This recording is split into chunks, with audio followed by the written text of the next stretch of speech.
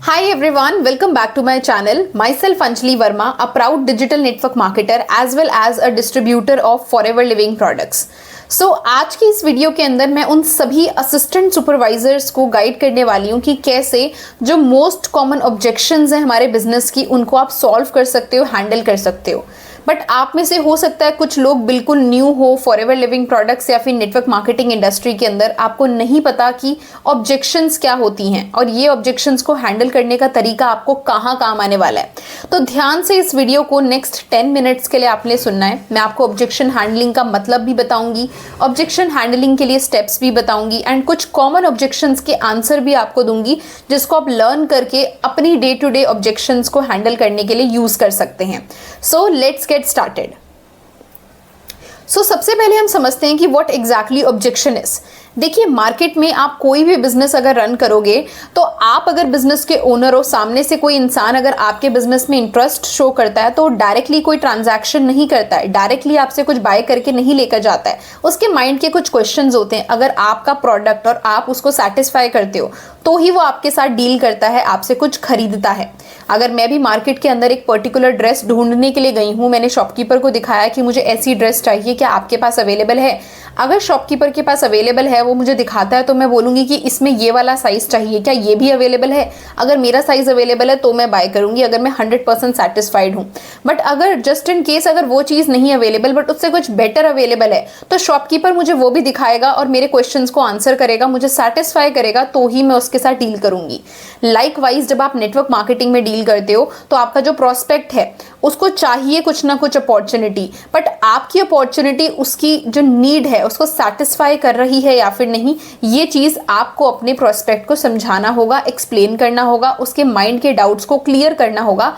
तभी वो long term के लिए आपके साथ जुड़कर काम करेगा, आपका एक अच्छा बिजनेस एसोसिएट बन पाएगा।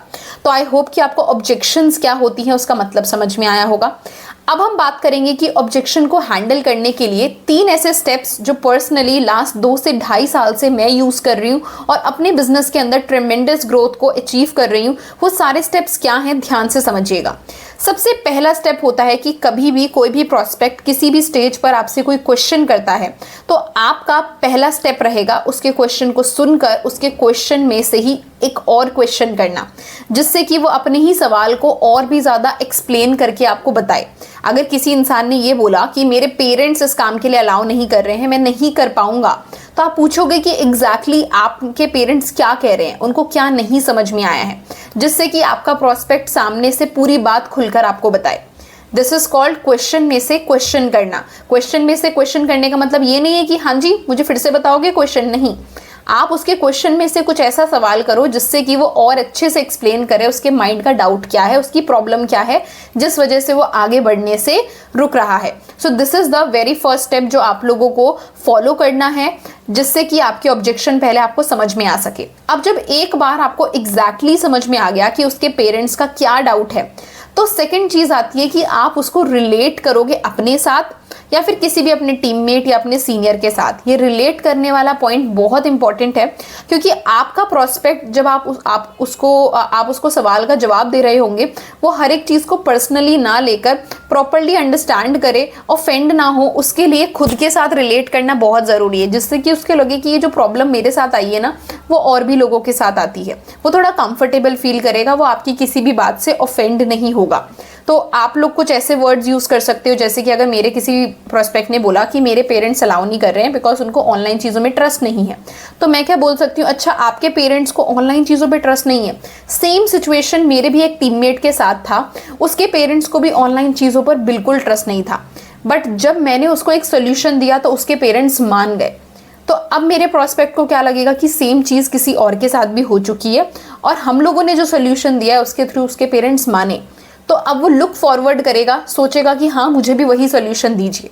समझ रहे हैं आप लोग बात? तो आप लोगों को रिलेट करना है खुद के साथ। And step 3 is provide solution with an example. आप सोल्यूशन तो दो ही, उसकी ऑब्जेक्शन का आंसर तो करो, बट किसी एग्जाम्पल के जरिए समझा कर करो। पता है क्यों? क्योंकि अगर आप डायरेक्टली किसी को कोई चीज़ बोलोगे ना कि अच्छा आपके पेरेंट्स ऐसा बोल रहे हैं बट ऐसा तो कुछ है ही नहीं, ये उसके सवाल का जवाब नहीं है। उसके सवाल का जवाब आप एग्जाम्पल के जरिए दो।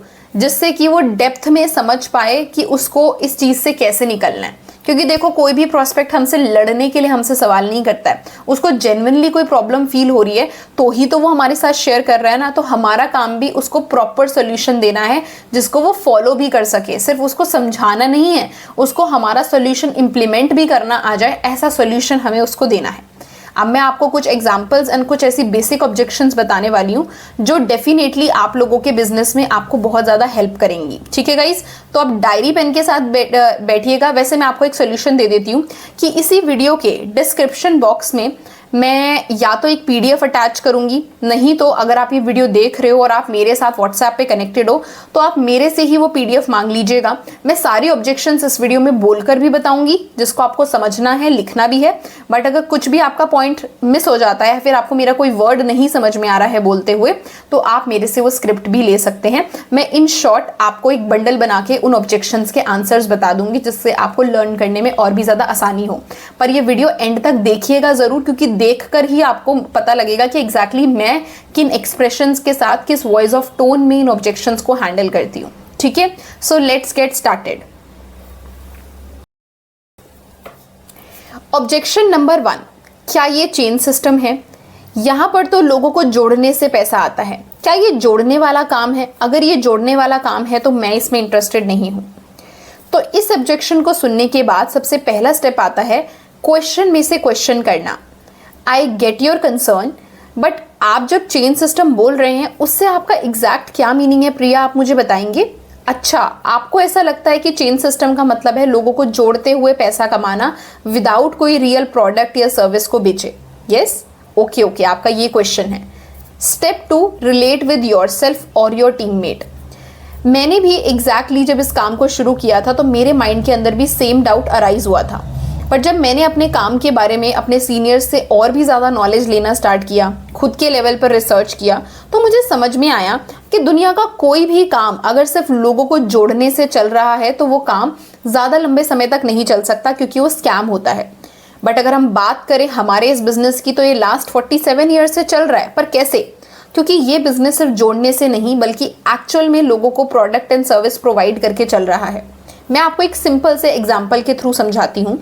अब आप जिस कॉलेज में पढ़ते हैं उस कॉलेज में पढ़ने के लिए बहुत सारे स्टूडेंट्स भी हैं, पढ़ाने के लिए बहुत सारे टीचर्स भी हैं, टीचर्स को मैनेज करने के लिए, टीचर्स को लीडरशिप देने के लिए, एक तरीके से गाइड करने के लिए एक प्रिंसिपल भी है, और प्रिंसिपल के ऊपर हो सकता है एक बोर्ड ऑफ डिपार्टमेंट भी हो, और उसके ऊपर एक ओनर हो सकता है आपके कॉलेज का। अब सभी लोग एक ही गोल के लिए काम कर रहे हैं, वो है एजुकेशन।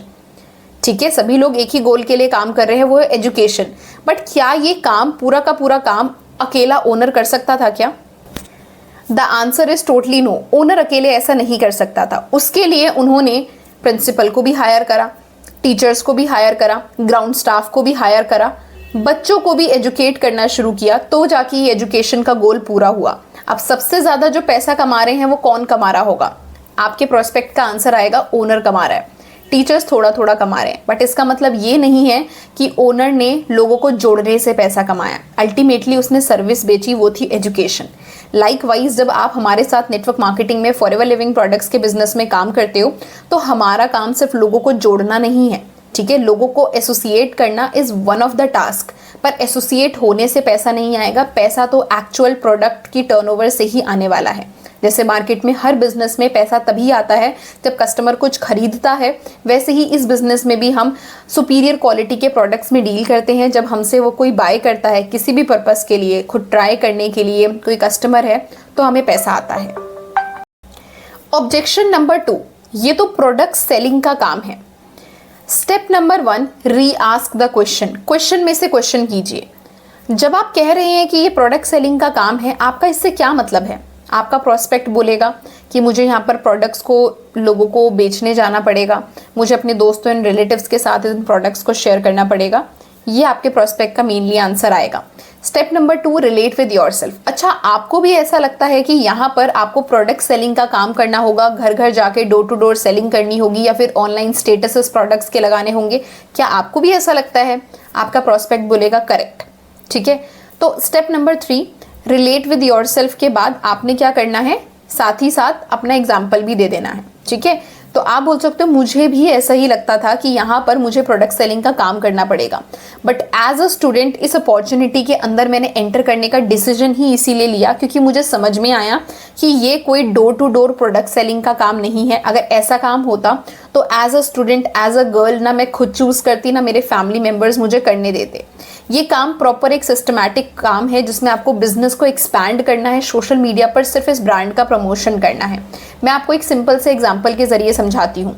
मार्केट में 2 कैटेगरी के लोग होते हैं जब आप एक दुकान के अंदर घुसते हो।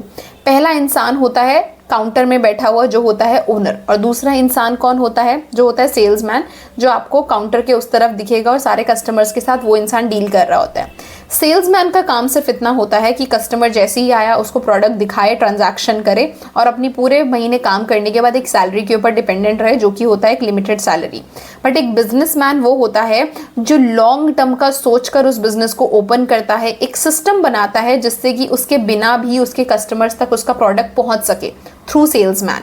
तो 2 चीज़ें होती हैं जब आप बिजनेस के अंदर एंटर करते हो, या तो आप सेल्समैन बन सकते हो या फिर एक बिजनेसमैन बन सकते हो।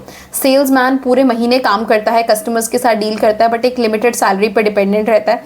On the other hand businessman मेहनत करता है स्टार्टिंग में, बट एक सिस्टम बनाता है जिस सिस्टम के जरिए उसके बिना भी उसका काम चले और उसके पास एक अच्छा लॉन्ग टर्म के लिए इनकम आए।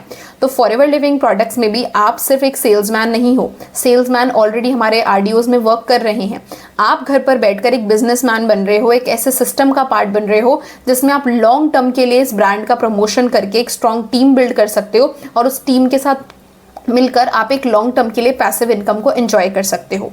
तो आपका काम यहाँ पर सेल्समैन का नहीं, बिजनेसमैन का है। और हर बिजनेसमैन के पास भी पैसा प्रोडक्ट सर्विस को बेचने से ही आता है, बट कोई बिजनेसमैन डायरेक्टली उस चीज़ को नहीं बेचता है। एग्जाम्पल नंबर 2 आप ये भी दे सकते हो कि अब आप जियो का सिम कार्ड यूज़ करते हो, कोई भी सिम कार्ड हो उस इंसान का पूछ लेना। अब आप जियो का सिम कार्ड यूज़ करते हो, आपने सिम कार्ड जहाँ से भी खरीदा, क्या अंबानी जी वहाँ पर खड़े थे? नहीं खड़े थे। कौन खड़ा था? उनका कोई रिप्रेजेंटेटिव, उनका कोई सेल्समैन वहाँ पर खड़ा था। ठीक है, अब अंबानी जी के पास भी उन सिम कार्ड के बिकने से पैसा जा रहा है और जो सेल्समैन है उसके पास भी पैसा जा रहा है, पर ज़्यादा किसके पास जा रहा होगा, सेल्समैन के पास या बिजनेसमैन के पास? ऑफ कोर्स बिजनेसमैन के पास। तो ये एग्जांपल्स आप देकर समझा सकते हो। तो ये था ऑब्जेक्शन नंबर 2 कि अगर कोई इंसान ये बोलता है कि ये प्रोडक्ट सेलिंग का काम है तो मैं नहीं कर पाऊंगा, तो आप उसको थोड़ा ग्लोरीफाई करके दिखाओ कि प्रोडक्ट सेलिंग का काम तो हर जगह पर होता है। क्या आपको प्रोडक्ट डायरेक्टली सेल करने हैं या फिर एक बिजनेसमैन की तरह सिस्टम क्रिएट करके करना है? आई होप कि आपको सेकेंड ऑब्जेक्शन भी बहुत अच्छे से क्लियर हुआ होगा। नेक्स्ट ऑब्जेक्शन है कि पेरेंट्स अलाउ नहीं कर रहे हैं। तो आप सबसे पहला स्टेप लीजिए कि एग्जैक्टली आपने अपने पेरेंट्स को क्या बताया और आपके पेरेंट्स का मेन कंसर्न क्या है। अब देखिए गाइस, मैक्सिमम टाइम ना पेरेंट्स का कंसर्न ये होता है कि उनको ऑनलाइन चीज़ों के बारे में पता नहीं है और बच्चा जब बोलता है कि स्टडी के साथ कुछ ऑनलाइन करना है तो पेरेंट्स को अनसेफ लगता है। अदरवाइज वो किसी और रीज़न की वजह से बच्चे को कभी नहीं रोकते हैं। तो स्टेप 1, क्वेश्चन में से क्वेश्चन करो, एग्जैक्ट क्वेश्चन निकालो। Step 2, relate with yourself. कैसे रिलेट करोगे कि मैं आपकी सिचुएशन को बिल्कुल फील कर सकती हूँ, क्योंकि जैसा आपके साथ हुआ था ना, सेम 2 से 2.5 साल पहले मेरे साथ हुआ था। मैंने भी अपने पेरेंट्स के साथ शेयर किया और स्टार्टिंग में उनको भी ये काम नहीं समझ में आया था, क्योंकि उन्होंने इस चीज़ को कभी क्लोजली समझा ही नहीं था, इसीलिए उनका कंसर्न करना बिल्कुल जायज़ था। बट जब मैंने बिजनेस को शुरू किया उसी समय पर मेरे सीनियर्स ने मुझे एक बात समझाई और अब मैं वो आपको समझाऊंगी। अब आपको उसको एग्जाम्पल के थ्रू सोल्यूशन देना है। जब मेरे को नहीं समझ में आ रहा था कि मुझे क्या करना है, तब मेरे सीनियर्स ने मुझे एक ही बात बोली कि अंजलि, अगर तुम्हें कॉलेज चूज़ करना है, कॉलेज में अगर तुमने ग्रेजुएशन खुद से करी है, मास्टर्स भी तुम्हें करना है, तो तुम्हारे पेरेंट्स जिन्होंने उन सब्जेक्ट्स को पढ़ा ही नहीं है, क्या वो तुम्हारे लिए कितना भी प्यार क्यों ना करते हो एक राइट सब्जेक्ट चूज़ कर पाएंगे कि तुम्हें मास्टर्स कौन से सब्जेक्ट में करना है? तो मेरा आंसर वहाँ पर नो था। आप खुद सोचो कि मैंने लॉ की ग्रेजुएशन 5 साल की करी है, मैंने सारी नॉलेज ली है और अब मुझे उसी नॉलेज के बेसिस पर डिसीजन लेना है कि मैं मास्टर्स किस सब्जेक्ट में करूं। उसमें मैं अपने पेरेंट्स को अगर आगे कर दूंगी तो चाहे वो मेरे से कितना भी प्यार करते हो सकता है कि वो एक राइट डिसीजन ना ले पाएँ। वहाँ पर मेरा खुद का डिसीजन मैटर करता है अपने करियर को अच्छा बनाने के लिए या बुरा बनाने के लिए। मैं रिस्पॉन्सिबल हूँ, पेरेंट्स नहीं। सेम चीज़ होती है ऑनलाइन बिजनेस में। अब 2 दिन वर्कशॉप आपने लगाई, अपने लेवल पर रिसर्च आपने करी, मैंने आपको काम समझाया। अब जब काम करने की बारी आ रही है तो उसमें जो डिसीजन है वो आपका होना चाहिए, पेरेंट्स का नहीं। ठीक है, तो इस बात को समझिए, डिसीजन आपका होना चाहिए। अब डिसीजन लेने का मतलब ये नहीं है कि आप इंडिपेंडेंट होने के लिए पेरेंट्स के अगेंस्ट जा रहे हो। इंडिपेंडेंट होने का मतलब ये होता है कि आप उनको राइट फैक्ट्स एंड फिगर्स बताइए अगर उनको समझ में आता है तो वो आपको सपोर्ट करेंगे, अगर उनको नहीं समझ में आता है तो अपने एक्शंस के ज़रिए, अपने रिजल्ट्स के ज़रिए उनको बताइए कि आप एक सही चीज़ में इन्वॉल्व हो रहे हो, ठीक है। और अगर फिर भी उनका कोई डाउट होता है तो हमारा ट्रेनिंग सिस्टम आपके साथ है, हम पर्सनली आपके पेरेंट्स से बात करेंगे। बट पेरेंट्स भी उसी बच्चे का सपोर्ट करते हैं जिन पेरेंट्स को भरोसा हो कि उस बच्चे ने कभी पहले कोई गलत काम नहीं किया। तो अगर आपने कभी कोई गलत काम नहीं किया है और आपके पेरेंट्स अभी आपको सपोर्ट नहीं कर रहे हैं, तो या तो आप उनको फैक्ट्स एंड फिगर्स दिखा के समझाइए, फिर भी नहीं समझते हैं तो मैं अवेलेबल हूँ, मैं पर्सनली आपके पेरेंट्स से बात करूँगी आपके बिहाफ पर। क्योंकि मुझे भी पता है कि किसी के भी पेरेंट 1000-1500 रुपये के लिए किसी भी बच्चे को कुछ सीखने से मना करेंगे। इससे ज़्यादा लाखों करोड़ों रुपए तो पेरेंट्स लगा देते हैं अपने बच्चे को करियर को बनाने के लिए, राइट। तो आपके लिए भी सेम चीज़ है कि आप उनको प्रॉपर्ली समझाइए, पर पहले अपना डिसीजन स्ट्रॉन्ग कीजिए, क्योंकि जब तक आपका डिसीजन स्ट्रॉन्ग नहीं है वो भी आपको काम में सपोर्ट नहीं कर सकते। नेक्स्ट ऑब्जेक्शन इज, क्या नेटवर्क मार्केटिंग में इन्वेस्टमेंट करने से काम चलता है? सबसे पहले क्वेश्चन में से क्वेश्चन कीजिए, इन्वेस्टमेंट से आपका क्या मतलब है? सामने वाला बस यही बोलेगा कि कोई फीस देनी होगी, कुछ पैसे जमा करने होंगे, ये सब बोलेगा, ठीक है। तो स्टेप 2, रिलेट विद योरसेल्फ। जब मैंने इस बिज़नेस को पहली बार देखा था ना, तो मुझे भी ऐसा लगा था कि कोई फ्री ऑफ कॉस्ट मुझे क्यों स्किल्स को सिखाएगा, कोई फ्री ऑफ कॉस्ट मुझे इतनी बड़ी अपॉर्चुनिटी क्यों देगा। बट जब मैंने प्रॉपर नॉलेज ली, अपने सीनियर से क्रॉस चेक किया, तो मेरे सीनियर्स ने क्लियरली बताया कि यहाँ पर इस ब्रांड को आपको किसी भी प्रकार की ज्वाइनिंग फीस, रजिस्ट्रेशन फीस या किसी भी प्रकार का वन साइडेड पैसा नहीं देना है, ठीक है। अब अगर आप ये सोच रहे हो कि आपको 1000 से 1500 रुपए की प्रोडक्ट्स बाय करने के लिए कहा गया है कि ये एक इन्वेस्टमेंट है, तो इसका भी जवाब मैं आपको देती हूँ एक सिंपल से एग्जांपल के ज़रिए। आप मुझे बताइए कि आज की डेट में आप जिस फ़ोन को कैरी कर रहे हो, जिस भी कंपनी का वो फ़ोन है, कितने का है बाय द वे? अच्छा, 30,000 का है। अब आपने 30,000 का फ़ोन सैमसंग कंपनी से बाय किया, आप यूज़ कर रहे हो उसको, आपको 4 साल हो गए हैं यूज़ करते हुए। अब अगर आप ये फ़ोन ख़राब हो जाता है, नेक्स्ट टाइम फिर से एक न्यू फ़ोन लेने जाओगे, क्या आपको वहाँ से कोई अर्निंग अपॉर्चुनिटी मिलेगी? क्या आपको वो 30,000 का फ़ोन 25,000 में मिल जाएगा? नहीं मिलेगा, सिंपल सी बात है। आप मुझे बताइए, आपने 30,000 रुपये का सिर्फ प्रोडक्ट बाय किया या फिर 30,000 रुपये की इन्वेस्टमेंट करी? ऑफकोर्स आपने सिर्फ प्रोडक्ट बाय किया है, ठीक है। ये तो मैंने एक एग्जाम्पल का आपको एक फ़ोन का एग्जाम्पल दे दिया, पर आप मार्केट से आज तक लाखों रुपए के प्रोडक्ट्स सिर्फ और सिर्फ यूज़ करने के लिए ले चुके हो, आपने कभी उनमें इन्वेस्टमेंट नहीं करी है। वैसे ही अगर आप फॉरएवर लिविंग प्रोडक्ट्स के ब्रांड से अगर 1000 से 1500 रुपये के प्रोडक्ट्स को बाय कर रहे हो, तो आप कोई इन्वेस्टमेंट नहीं कर रहे हो, आप उन्हीं प्रोडक्ट्स को बाय कर रहे हो जो प्रोडक्ट्स अगर आप फॉरएवर से नहीं भी लेते तो भी आप किसी ना किसी अदर ब्रांड का ज़रूर लेते। अगर आप फॉरएवर से फेस वॉश ले रहे हो, तो क्या फेस वॉश आप पहली बार ले रहे हो? आपने हो सकता है पॉन्ड्स का अलग अलग डिफरेंट कंपनीज होती हैं उनका यूज़ किया हो पहले भी, राइट। तो आप सिर्फ प्रोडक्ट्स को इसीलिए ले रहे हो ताकि आप उसको ट्राई करके उसकी क्वालिटी को चेक कर सको। हमारा काम पैसे लगा के पैसा कमाने वाला नहीं है। ये जो आप 1000 से 1500 रुपये दे रहे हो, ये आपकी खुद की सेटिस्फैक्शन के लिए, आपको प्रोडक्ट पसंद आएगा तो नेक्स्ट टाइम आपको प्रोडक्ट खरीदने के लिए नहीं बल्कि अर्निंग की अपॉर्चुनिटी कंपनी प्रोवाइड कर रही है। एक ऐसा बिजनेस जो ऑलरेडी 160 प्लस कंट्रीज़ में एक्सपैंडेड है, वो आपको सिर्फ और सिर्फ एक छोटी सी परचेजिंग करने के बदले मिल रहा है। तो अभी आपको क्लियर हुआ है कि यहाँ पर इन्वेस्टमेंट का काम नहीं, सिर्फ आपको इनिशियल परचेजिंग करनी है, वो भी सिर्फ और सिर्फ अपनी पर्सनल सेटिस्फैक्शन के लिए। क्योंकि अगर आप ही को चीज़ नहीं पसंद आएगी तो आप उसको प्रमोट करके पैसा कैसे कमा सकते हो। नेक्स्ट और लास्ट ऑब्जेक्शन आती है कि अगर प्रोडक्ट क्लोजिंग के समय पर किसी के हस्बैंड या किसी के पेरेंट्स अलाउ नहीं कर रहे हैं उस इंसान की बात सुनने के बाद, और वो आपका प्रोस्पेक्ट कह रहा है कि आप उनके बिहाफ पर बात करो, तो चाहे तो वो एक हाउसवाइफ है, चाहे तो वो एक स्टूडेंट है, आपने एक सिंपल फॉर्मेट में बात करनी है। आपके मान लो कि हस्बैंड ने फ़ोन उठाया या पेरेंट ने, पापा ने, मम्मी ने फ़ोन उठाया, तो सिंपली बोलो कि गुड इवनिंग विश करो, ठीक है, जो भी उस समय पर समय हो रहा है विश करो। विश करने के बाद बोलो कि मैं अंजलि बात कर रही हूँ, आप मुझे अपना नेम बताएंगे, जो भी उनका नेम है, ठीक है। अगर अंकल आंटी हैं तो आप अंकल आंटी बोल सकते हो, पर अगर किसी के हस्बैंड है तो आप उनका नाम लेकर बात कर सकते हो, ठीक है। नॉर्मल कर्टेसी आपने दिखानी है।